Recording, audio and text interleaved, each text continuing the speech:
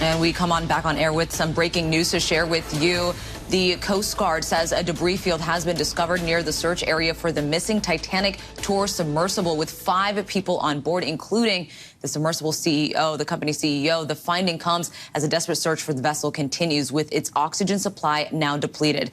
I do want to bring in ABC News' Jacqueline Lee in Boston at the Coast Guard, along with ABC News transportation reporter Sam Sweeney. Jacqueline, I'm going to start with you. What are you hearing right now? What is the latest? So, Mona, this came in minutes ago. The Coast Guard putting out a tweet saying that a debris field was discovered within the search area by an ROV near the Titanic. Now, specifically, this is the Canadian vessel Horizon Arctic. They deployed this remotely operated vehicle by the search area to see potentially if the sub was still down there. So the fact that they found a debris field is very interesting at this point.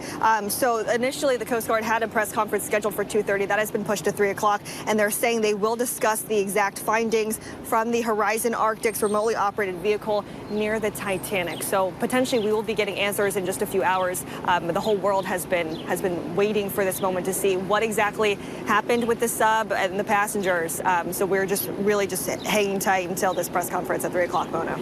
And Sam, I'm going to bring you in as well. There was little hope that these passengers would be found alive as of this morning. The 96 hours of breathable oxygen that they had was likely to expire this morning. What is the situation like now? Can you tell us a little bit about, if this is a recovery effort rather than a rescue effort, even though the Coast Guard didn't say that exactly? Yeah, Mona, I mean, everything points to this is now a recovery effort to bring that debris up and understand exactly what happened. Many experts familiar with this over the last few days have said this seems like it was likely a catastrophic implosion of this hull. They were concerned about that carbon fiber hull and the design of this vessel. Some of the experts who have watched this over the last couple of years. And the fact that there was no communication at all at any point points to some sort of catastrophic incident that happened. And now we are learning, of course, that there is this debris field. Experts are going to need to look at this. They're going to need to understand exactly what this debris is. Now, remember, this is the site or near the site of the Titanic.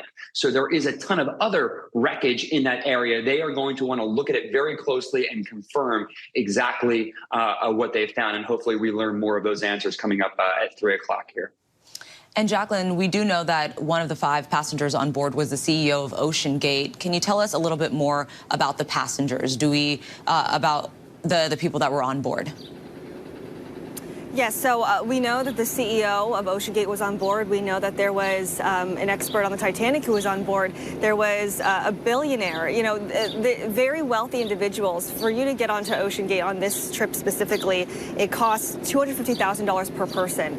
There was also the son of this billionaire who was only 19 years old. So the families are really just waiting for any information. I know that there's always been, different experts have come out saying, okay, 96 hours, but maybe there's a chance that this air could be circulating for another 10 to 20 hours after.